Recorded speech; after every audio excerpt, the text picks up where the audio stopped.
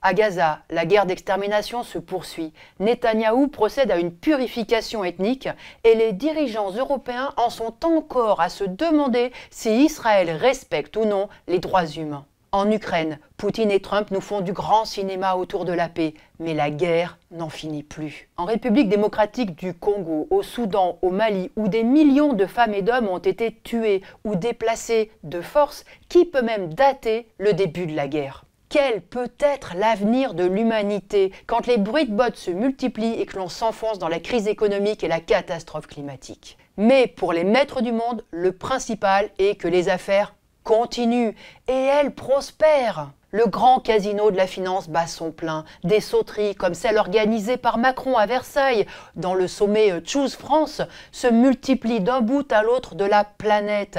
La grande bourgeoisie y fait son marché à coups de milliards. Les Arnaud, les Michelin, les Bolloré, les Zuckerberg, les Musk ont mille et une idées pour faire fructifier leur capital. Et ils en ont encore plus pour se vautrer dans le luxe. Quand Trump s'est déplacé au Proche-Orient, ce n'est pas le sort des Palestiniens qui l'a préoccupé, mais son propre business.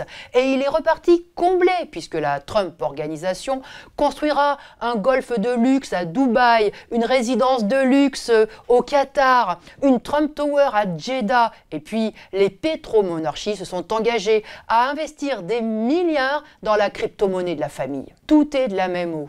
ArcelorMittal supprime des emplois et se plaint qu'il n'est plus rentable de fabriquer de l'acier en Europe. Eh bien, le même va investir 1 milliard dans une équipe de basket américaine. Ce sont ces crapules-là qui dirigent l'économie. Ce sont leurs larbins politiques à la tête des États qui prétendent dire où est le bien, où est le mal et qui prétendent décider de la paix et de la guerre.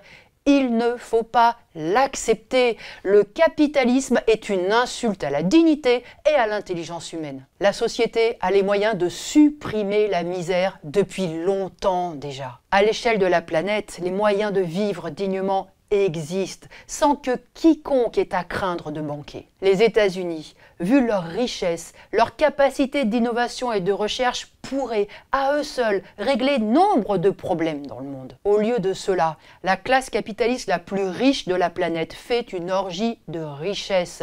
Elle voue un culte à l'accumulation, à la loi du plus fort, et elle attise, sous la pression de Trump, une guerre économique de plus en plus féroce. Plus fanfaron que jamais, le caïd de la Maison-Blanche a annoncé la construction d'un dôme d'or, un bouclier antimissile inspiré du dôme de fer d'Israël. 600 ou 700 milliards de dollars pourraient être engloutis dans ce projet, bien plus qu'il n'en faut pour éradiquer la malnutrition à l'échelle de la planète et bien d'autres maladies mortelles. Le capitalisme à visage humain n'a jamais existé et n'existera jamais, mais le capitalisme sénile est de plus en plus barbare. Pour faire de nouveau progresser la société, il faut renverser la bourgeoisie et l'ordre impérialiste. Il faut renouer avec les idées communistes révolutionnaires. En 1789, les paysans et le petit peuple des villes ont trouvé le courage, la force et l'organisation d'aller demander des comptes, puis de détrôner les parasites qui s'agglutinaient à Versailles. Ils ont construit une nouvelle société, abolissant les privilèges de naissance.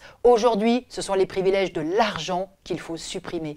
Et seule une révolution, dirigée cette fois par le monde du travail, pourra l'imposer.